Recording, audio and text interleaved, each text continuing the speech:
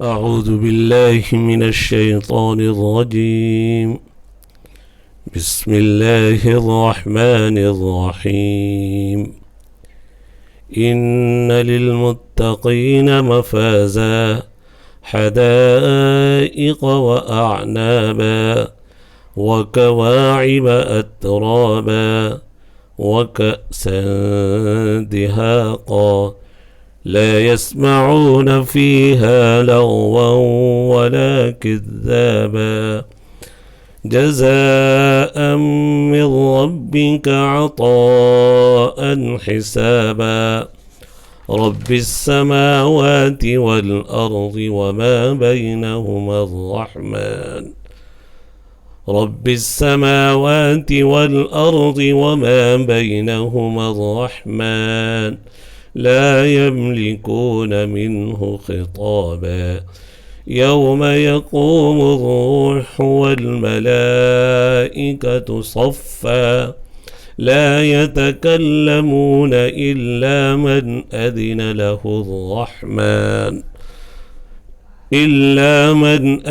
له الرحمن وقال صوابا ذلك اليوم الحق فمن شاء اتخذ إلى ربه مآبا إنا أنذرناكم عذابا قريبا يوم ينظر المرء ما قدمت يداه ويقول الكافر يا ليتني كنت ترابا صدق اللہ العظیم. عزیز طلباء، جلالین شریف کا یہ سبق ہے.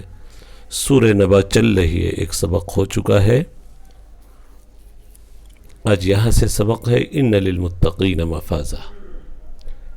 کافروں کے ٹھکانے کے ذکر کرنے کے بعد ما قبر میں آیا تھا للطاغین مآبا لابثین فیہا احقابا لا یذوقون فیہا بردا. قرآن کریم کا یہ طریقہ ہے، جہاں کافروں کے لیے سزا کا ذکر آتا ہے وہیں مومنین متقین کے اچھے بدلوں کا بھی ذکر آ جاتا ہے. ان للمتقین، متقین اسم فاعل ہے باب افتعال سے. اتقا یتقی مادہ وقع یا تقیہ ہے، اسم فاعل ہے. متقی لوگ، بچنے والے. تقوی اصل گناہوں سے بچنے کا نام ہے، یا تقوی نام ہے اللہ کے اوامر کا امتثال اور نواہی سے اجتناب. کہا جاتا ہے تقوی کے 3 درجے ہیں، متقیوں کے 3 درجے. پہلا درجہ کفر اور شرک سے بچ جانا، دوسرا درجہ یہ ہے کہ سارے اوامر کی پابندی اور نواہی سے اجتناب، اور تیسرا درجہ یہ ہے کہ اپنے دل کو ما سوی اللہ کی محبت سے خالی کر لیا جائے. تقوی کے 3 درجے متقی بہرحال متقی ہے. اور شروع میں جو بتایا کہ تقوی اصل گناہ سے بچنے کا نام ہے، حضرت مفتی تقی صاحب نے اپنے اصلاحی خطبات میں ایک مقام پر ذکر کیا. تقوی دراصل کچھ کرنے کا نام نہیں بلکہ کچھ چھوڑنے کا نام ہے، اور اللہ کا یہ دستور ہے. دنیا کے لوگ کرا کر مزدوری دیتے ہیں، لیکن اللہ تبارک و تعالیٰ بعض چیزوں کے چھوڑنے پر بھی مزدوری عنایت فرماتے ہیں. اللہ کی یہ شان کریمی ہے. سنیے، متقیوں کے لیے کامیابی ہے. مفاز مصدر میمی بانے یا کامیابی کی جگہ ہے، وہ جنت مراد ہے. فاز یفوز فوزن، کامیاب ہونا. جنت کو بھی مفاز کہا جاتا ہے نیک فالی کے طور پر، حالانکہ وہ مہالک ہے، ہلاکت کی جگہ مہلکہ ہے، لیکن نیک فالی کے طور پر جنت کو، جنگل کو بھی مفازہ بولا جاتا ہے عربی میں.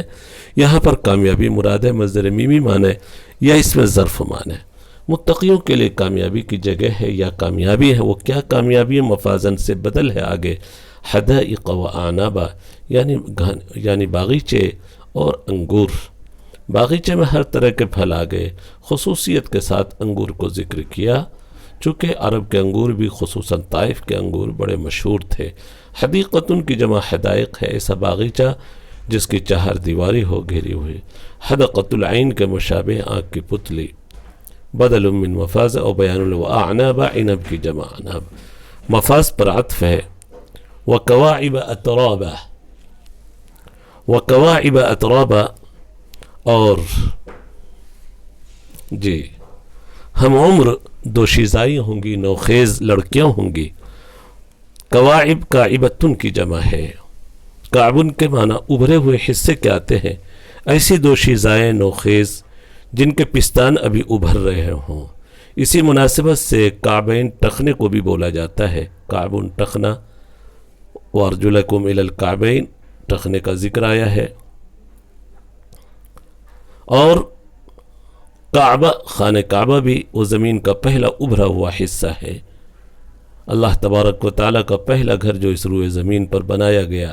ان اول بیت وضع للناس للذی ببکہ، پہلا گھر جو اس زمین پر ابھرا، کاعبۃ کی جمع کواعب، تو ایسی دو شیزائیں نوخیز لڑکیاں جن کے پستان ابھر رہے ہوں، جن کی عمر حدیث میں 17-18 سال بتائی گئی ہے، کیسی لڑکیاں ہوں گی؟ لیکن بعض روایتوں سے معلوم ہوتا ہے مرد عورتیں دونوں کی عمر برابر ہوں گی، یعنی 33 سال، جنتی مردوں کی عمر بھی ہوں گی اور نوخیز لڑکیوں کی بھی عمر، حوروں کی عمر بھی 33 سال ہوگی۔ کواعب جواری،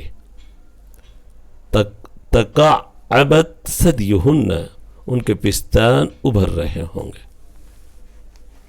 جمع کعب، اطراب ہم عمر کے معنی میں تربن کی جمع ہے، ترب کہا جاتا ہے تراب سے بنا ہے، تراب کے معنی مٹی کے ہیں، تو ہم عمر جو بچے اور بچیاں ہوتی ہیں ایک ساتھ مٹی پر کھیلی ہوئی ہوتے ہیں، اس لیے ان کے لیے اطراب کا لفظ۔ بعض لغویین نے اطراب کو تریبتن سے مانا ہے، تریبتن سینے کی ہڈیوں کو بولا جاتا ہے، جیسا کہ سورہ الطارق کے اندر آیا ہے مما دافق یخرج من بین الصلب والترائب، تو چونکہ سینے کی ہڈیاں پسلیاں بھی سب برابر ہیں، اس مناسبت سے ہم عمر لڑکیوں کو بھی اطراب کہا گیا۔ وَكَوَاعِبَ أَتْرَابًا، ہم عمر نوخیز لڑکیاں بھی ہوں گی جنت میں۔ ان للمتقین مفازا حدائق وأعنابا وكواعب أترابا، اطراب کی تشریح کر رہے صاحب جلالین علی سن واحد، اور اللہ تبارک و تعالی ہم عمر اس لیے بنائیں گے کہ اگر مرد عورت دونوں ہم عمر ہو تو اس سے لطف میں دوبالگی پیدا ہو جاتی ہے، عمر میں اگر زیادہ فرق ہو لطف میں کمی آ جاتی ہے۔ ترب بکسر تا و سکون را، وکاسن دہاقہ، اور لبالب جام بھی ملیں گے، چھلکتے ہوئے جام بھی ملیں گے۔ کأس کی جمع کؤوس آتی ہے، جبکہ بھرا ہوا ہو جبھی اس پر کأس کا اطلاق ہوگا۔ بہرحال یہاں پر جو ہے حال بول کر محل مراد ہے، اندر کا حصہ مراد ہے، محل بول کر حال مراد ہے، مجاز ہے۔ جام کے اندر کی چیز یعنی شراب مراد ہے۔ دہاقہ کے معنی بھرنے کے ہیں اور کثیر ہونے کے ہیں، کہا جاتا دہق فلان المال، جب کسی کے پاس مال کا خوب ذخیرہ جمع ہو جائے۔ یہاں پر چھلکتا ہوا جام مراد ہے۔ وَكَأْسًا دِحَاقًا، دینے والا کچھ بھی بخل نہیں کرے گا، جام بھی بھر بھر کر دے گا۔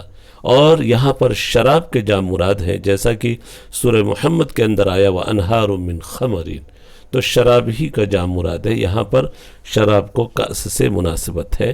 اور یہ بتایا جا چکا ہے کہ کأسن بھرے ہوئے جام ہی کو کہا جائے گا، خالی کے لیے قدحن استعمال ہوتا ہے۔ خمرن مالیاتن محلو، اس کے محل بھرے ہوئے ہوں گے۔ سورہ قتال کے اندر وانہار من خمر لذت للشاربین آیا ہے۔ لا يسمعون فیہا لغوا ولا کذابا، وہ جنتی جنت کے اندر کوئی لغو بات اور کوئی جھوٹی بات نہیں سنیں گے۔ لغو بیہودہ بات، یہ لفظ لغوا یلغو لغون باب نصرہ سے استعمال ہوتا ہے، اور یہ ماخوذ ہے اہل عرب کے قول لغل عصافیر، جب چڑیا چہچہائے، چڑیا کی آواز کے لیے لغل عصافیر اہل عرب استعمال کرتے ہیں، اور چڑیوں کی آواز لغوی ہوا کرتی ہے، لوگ جس آواز کو سمجھ نہیں پاتے، تو اس مناسبت سے ہر غیر مفہوم بات کو لغو اہل عرب کہنے لگے۔ کذاب، کذبن یا کذابن تشدید کے ساتھ تخفیف دونوں کے ساتھ پڑھ سکتے ہیں، خود جھوٹی بات، اور اگر تشدید کے ساتھ پڑھیں تو دوسرے کو جھٹلانا۔ دنیا کی شراب کی طرح جنت کی شراب نہیں ہوگی۔ دنیا کی شراب انسان استعمال کرتا ہے تو لغو بیہودہ بات اور جھوٹی بات بکواس شروع کر دیتا ہے، لیکن جنت کی شراب پینے کے بعد دنیا والی کیفیت پیدا نہیں ہوگی۔ اللہ نے اسی کی نفی فرمائی، لا يسمعون فیہا، جنت میں لوگ لغو اور بیہودہ بات اور جھوٹی بات نہیں سنیں گے۔ عند شرب الخمر وغیرہا من الاحوال لغوا باطلا من القول ولا کذابا، ای کذبا کذابن والی بھی قرات ہے تشدید کے ساتھ، اور کذبن والی بھی قرات ہے تشدید کے ساتھ اگر پڑھیں تو تکذیب من واحد لغیرہ، اپنے کسی ایک کی جانب سے غیر کی تکذیب۔ ہوتا یہ ہے کہ شراب کی حالت اور نشے کی حالت میں غیر کی تکذیب اور غیر کی باتوں کو جھٹلانا بھی شروع کر دیتا ہے، تو کذب بولے تو خود جھوٹ بولنا، اور کذابن تشدید کے ساتھ پڑھیں تو پھر متعدی والا مفہوم ہوگا دوسرے کو جھٹلانا۔ بخلاف ما یقع فی الدنیا عند شرب الخمر، بخلاف اس کیفیت کے جو کہ دنیا میں واقع ہوتی ہے شرب خمر کے وقت، شراب کے پینے کے وقت۔ یہ جو کچھ عطیہ ہوگا، کہ جزاء من ربک، آپ کے رب کی جانب سے عطیہ ہوگا۔ جزاء مفعول مطلق ہے، جزاہم اللہ اس سے پہلے فعل محذوف ہے، اور جزان اسی فعل محذوف کا مفعول مطلق ہے۔ جزان ایسے عطیے کو کہا جاتا ہے جو کافی ہو، کسی عمل کا صلہ ہو۔ جزا بمعنی کفا بھی اہل عرب استعمال کرتے ہیں۔ جزاء من ربک ای جزاہم اللہ ذالک جزاء، لیکن جزا میں چونکہ احتمال تھا کہ عمل کے مساوی بدلہ ہو، اس لیے اللہ تبارک و تعالیٰ نے آگے بدل کے طور پر عطاءً حسابہ ذکر کر دیا کہ جو بدلہ ملے گا عمل کے مساوی نہیں ہوگا بلکہ عمل سے بہت زیادہ ہوگا، اسی لیے جزاءً سے بدل کے طور پر عطاءً حسابہ، ایسا عطیہ جو کافی اور وافی ہوگا۔ حساب بمعنی کفا، حسبک اللہ، حسبی اللہ، میرے لیے میرا رب کافی ہے، تو اسی سے یہ ماخوذ ہے حساباً اے عطاءً کافیاً یا عطاءً کثیراً۔ اعطانی فاحسبنی، اہل عرب کہتے ہیں مجھے اس نے اتنا دیا جو میرے لیے کافی ہو گیا۔ رب السماوات والارض اے فاحسبنی اے اکثر علی حتی قلت حسبی، رب السماوات والارض وما بینہما الرحمن لا یملکون منہ خطابا۔ رب السماوات یہ بدل ہے اوپر جزاء من ربک سے، رب السماوات والارض یہ صفت ہے اس کی، رب السماوات والارض جو آسمان و زمین کا رب ہے۔ یہ صفت اللہ نے اس لیے بڑھا دی کہ اس کے عطیے میں کوئی کمی نہیں ہوگی۔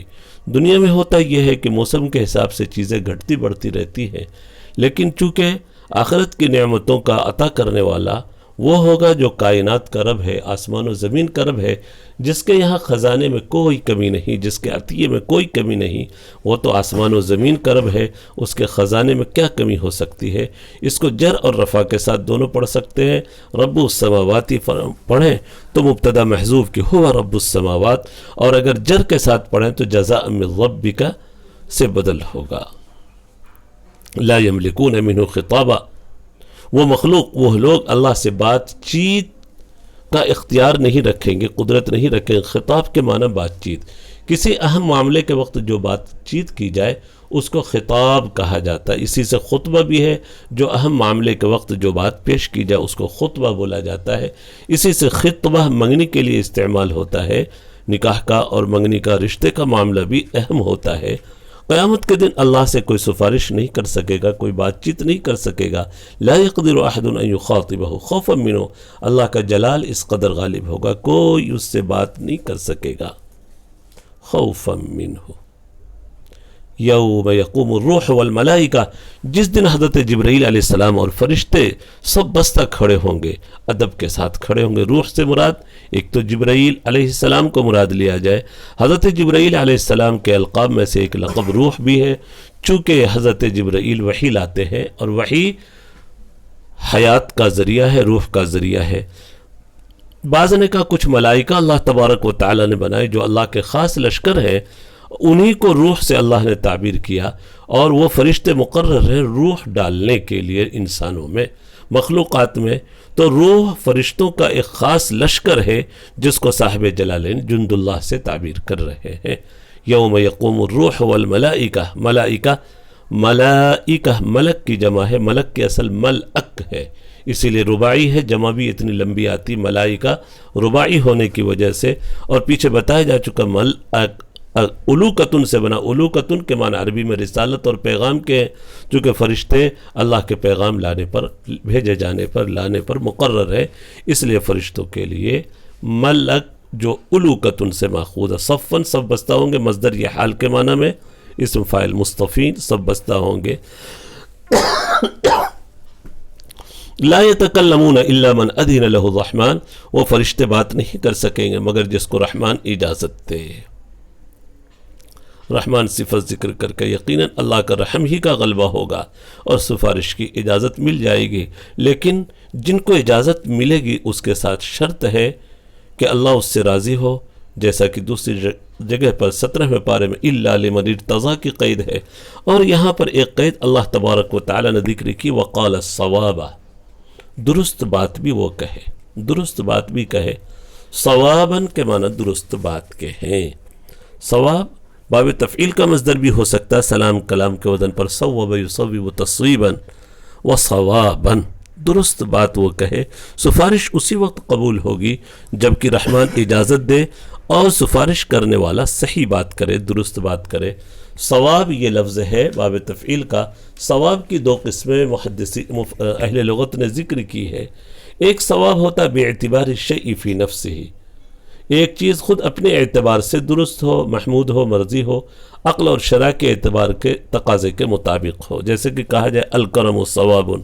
اور ایک ثواب ہوتا ہے مقاصد کے اعتبار سے، جب قاصد کے اعتبار سے، قاصد جب اپنے مقصود کو پا لیتا ہے تو اہل عرب کہتے ہیں اصاب کذا، اس نے فلاں چیز کو پا لیا. وقال الصواب، لفظ ثواب کی یہ تشریح تھی. من المؤمنین والملائکہ، یعنی مومنین اور ملائکہ میں سے جو سفارش کریں گے، کأن یشفعوا لمن ارتضی، گویا کہ وہ سفارش کریں گے جس کے لیے اللہ راضی ہو. ذالک الیوم الحق، یہ ذالک الیوم الحق فمن شاء اتخذ الى ربہ مآبا، یہ واقعی حق دن ہے، یعنی قیامت کا وقوع حق ہے. الثابت وقوعہ وہو یوم القیامہ، قیامت کے دن کا وقوع حق ہے. فمن شاء اتخذ الى ربہ مآبا، پر جو شخص چاہے اپنے رب کی طرف ٹھکانہ بنا لے، اپنے رب کی طرف. مآبا ٹھکانہ مصدر میمی یا اس میں ظرف ہے ٹھکانے کی جگہ، اللہ کی طرف اطاعت کے ذریعے رجوع کر لے اور اللہ تبارک و تعالیٰ کی طرف اپنا ٹھکانہ بنا کر اپنے آپ کو عذاب سے بچا لے. انا انذرناکم عذابا قریبا، یقیناً ہم نے تم کو قریبی عذاب سے ڈرایا. قیامت کا عذاب مراد ہے یا دنیا کا قریبی عذاب؟ اگر قیامت کا عذاب مراد ہے تو قیامت کے عذاب کو قریب کہا گیا، حالانکہ دور ہے وہ. تو اہل عرب کا یہ قاعدہ ہے کل ما ہوا آت فہو قریب، جو بھی آنے والی چیز ہو جس کا آنا یقینی ہو اس کو اہل عرب قرب سے تعبیر کر دیتے ہیں.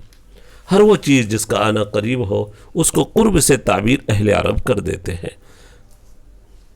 انا انذرناکم عذابا قریبا، اے کفار مکہ ہم نے تم کو قریبی عذاب سے ڈرایا. انذر ینذر، انذار ایسی خبر جس میں ڈراوا شامل ہو. اخبار فی تخویف، اس کو انذار بولا جاتا ہے، بعض نے کہا ایسا ڈراوا جس میں شفقت شامل ہو. وکل آت فہو قریب، یوم ینظر المرء ما قدمت یداہ، اس دن اپنے انسان دیکھ لے گا جو کچھ اس کے ہاتھوں نے آگے بھیجا ہے، خیر کا عمل ہو یا شر کا عمل ہو. یداہ سے ذکر کر کے، تثنیہ ذکر کر کے عمل خیر اور عمل شر دونوں کی طرف اشارہ ہو سکتا ہے. اور ید کو خاص طور پر اس لیے ذکر کیا کہ کسی بھی عمل کے کرنے میں ہاتھ کا زیادہ دخل ہوتا ہے. قدمت جو اس نے آگے بھیجا. وَيَقُولُ الْكَافِرُ يَا لَيْتَنِي كُنْتُ تُرَابًا، اور کافر کہے گا اے کاش میں مٹی ہوتا. یہ اس وقت کافر کہے گا جبکہ جانوروں کو زندہ کر کے اللہ تبارک و تعالیٰ قصاص کا حکم دیں گے. اگر سینگ والی بکری نے بے سینگ والی بکری پر ظلم کیا ہوگا، اللہ دونوں کو زندہ کر کے قصاص کا حکم دیں گے، اور قصاص جب دونوں کا ہو جائے گا، بدلہ ہو جائے گا، اللہ کہیں گے اب مٹی ہو جا، کیونکہ ان کے لیے جنت یا جہنم ہے نہیں. جانوروں کے جب مٹی ہونے کا فیصلہ ہوگا قصاص اور کے بعد، اس وقت کافر بھی تمنا کرتے ہوئے کہیں گے کاش میں بھی مٹی ہوتا، آج ہمیشہ کے عذاب سے بچ جاتا. وَيَقُولُ الْكَافِرُ يَا لَيْتَنِي كُنْتُ تُرَابًا. روافظ نے یہاں پر بڑی عجیب تفسیر کی ہے اس آیت کی. روافظ نے قرآن کریم کے آیتوں کی تفسیر میں بہت کچھ خرابی پیدا کی اور بہت غلط باتیں ذکر کر دی. مثلا یہی پر کہا کافر لوگ کہیں گے اے کاش میرا تعلق ابو تراب سے ہوتا. ابو تراب حضرت علی کا لقب ہے، یہ بالکل غلط تفسیر ہے.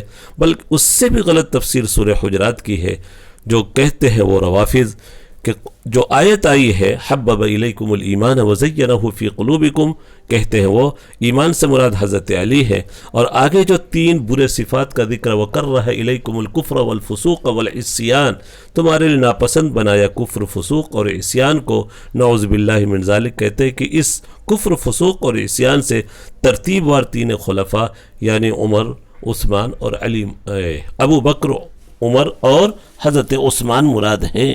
یہ شیعوں کی تفسیروں میں یہ ساری غلط باتیں شامل ہیں۔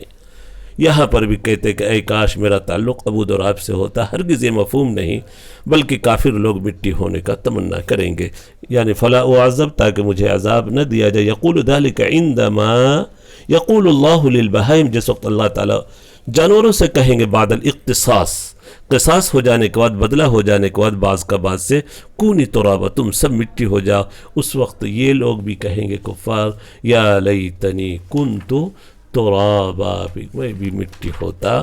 الحمدللہ سورہ نبا مکمل ہوئی۔ سورہ نبا کی ایک فضیلت حدیث میں آئی ہے کہ جو شخص عما یتساءلون کی تلاوت کرتا رہے گا، اللہ تبارک و تعالی اس کو قیامت کے دن ٹھنڈا پانی نصیب فرمائیں گے، ٹھنڈا پانی نصیب فرمائیں گے۔ تو ہم کو اس سورت کی تلاوت کا بھی اہتمام ہونا چاہیے اور اس کی تفسیر بھی سمجھنے کا اہتمام ہونا چاہیے۔ اللہ تبارک و تعالی آسان فرمائے۔ وصلی اللہ علی النبی الکریم وعلی آلہ واصحابہ اجمعین۔ السلام علیکم ورحمۃ اللہ وبرکاتہ۔ السلام عليكم، لا تنسوا الاعجاب بالفيديو والاشتراك في القناة تشجيعا لنا لنستمر بنشر المزيد إن شاء الله.